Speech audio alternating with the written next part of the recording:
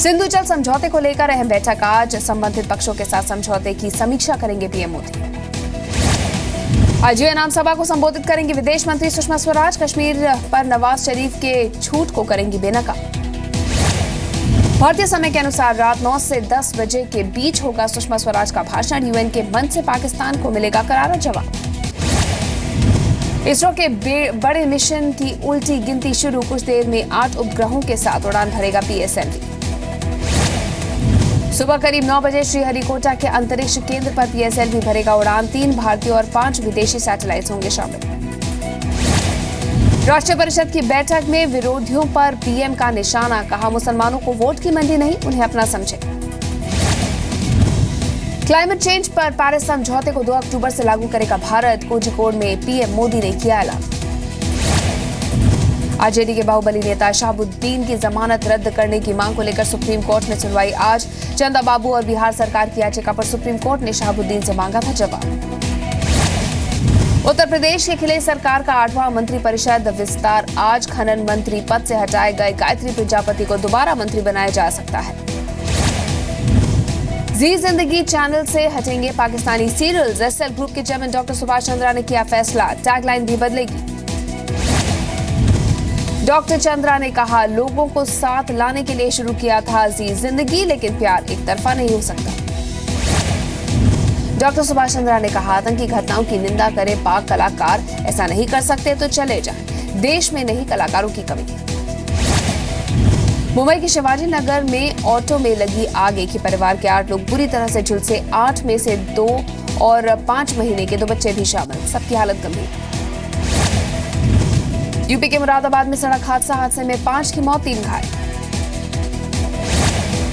तमिलनाडु के अरियालूर में बीती रात भीषण सड़क हादसा, वैन और ट्रक की टक्कर में 9 महिलाओं समेत 11 लोगों की मौत। मध्य प्रदेश के गुना में खदान के पानी में डूबकर 7 बच्चों की मौत, नहाने के दौरान हुआ हादसा। हैदराबाद के निजामपेट में गड्ढे में गिरा बाइक सवार, लेकिन बाल बची जान, सड़क पर पानी भरने से हादसा।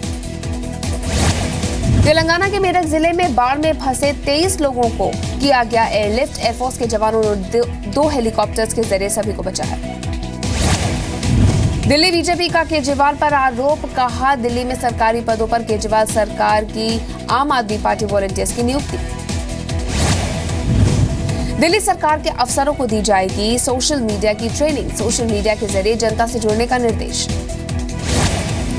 दिल्ली के सरकारी स्कूलों में शिक्षा के स्तर को सुधारने की पहल, चुनौती 2018 नाम से नई योजना शुरू। 6ठी क्लास से 10वीं क्लास के छात्रों पर दिया जाएगा विशेष ध्यान।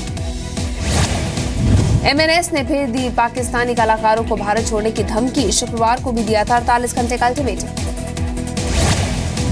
राज ठाकरे को महाराष्ट्र समाजवादी पार्टी के अध्यक्ष अबू आजमी की चुनौती, कहा दम है तो बंद करके दिखाएं पाकिस्तानी दूतावास।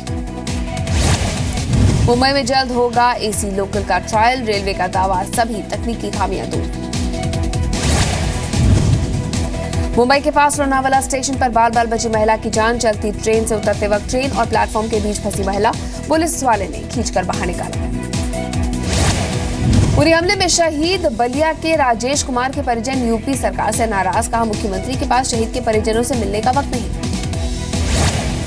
यूपी के फिरोजाबाद में शहीद की पत्नी का सरकार पर आरोप, कहा नहीं मिली कोई मदद, बेटों को नहीं भेजूंगी देश की रक्षा के लिए। 25 जून को पंपोर में शहीद हुए थे वीर सिंह।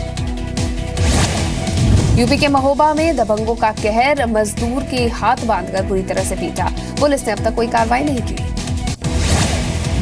उत्तराखंड के चमोली में भालू का आतंक, भालू ने महिला को किया घायल, 1 महीने में 4 लोगों पर हमला कर चुका है भालू। एमपी के बालोद में करंट से महिला की मौत, खेत में सुरक्षा के लिए लगाए गए तारों से महिला को लगा करंट, महिला का पति भी गंभीर रूप से झुलसा।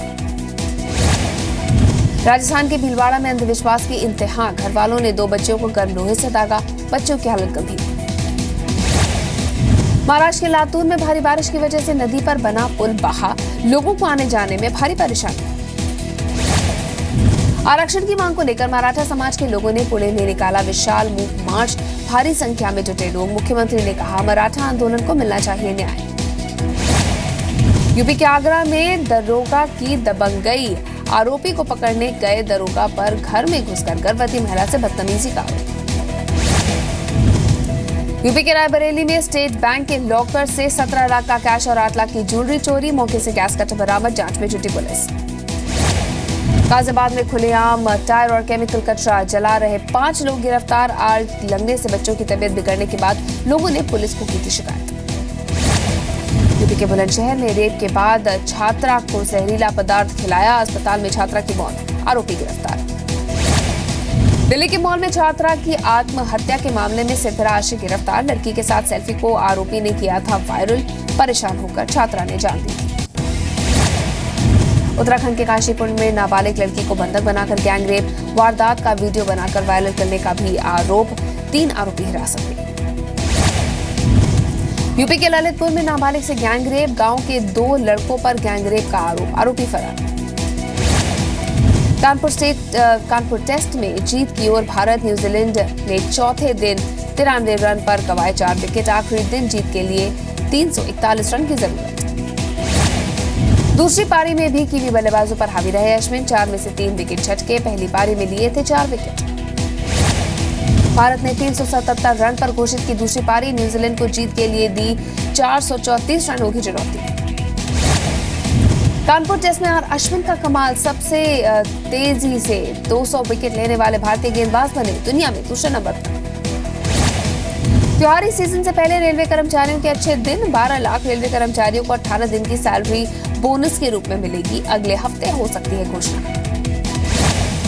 पीएनबी खाता धारकों के लिए 1 अक्टूबर तक केवाईसी अपडेट करना जरूरी, केवाईसी अपडेट नहीं करने पर बंद होगा आपका खाता, एटीएम भी हो जाएगा ब्लॉक। पाकिस्तानी मूल के ब्रिटिश कलाकार को शो से किया गया बाहर, मार्क अनवर से भारतीयों पर की थी नस्लीय टिप्पणी। अमेरिका में राष्ट्रपति पद की उम्मीदवार हिलरी और ट्रंप के बीच आज होगी पहली प्रेसिडेंशियल डिबेट, न्यूयॉर्क की हॉफस्ट्रा यूनिवर्सिटी में होगा debate. Hollywood actress Angelina Jolie ने छोड़ा पति ब्रैड पिट का घर, अब बच्चों के साथ किराए के मकान में रहेंगी एंजेलिना। करण जौहर की अगली फिल्म में भी नजर आ सकते हैं फवाद खान, फिल्म रात बाकी में कटरीना और फवाद साथ काम कर सकते हैं।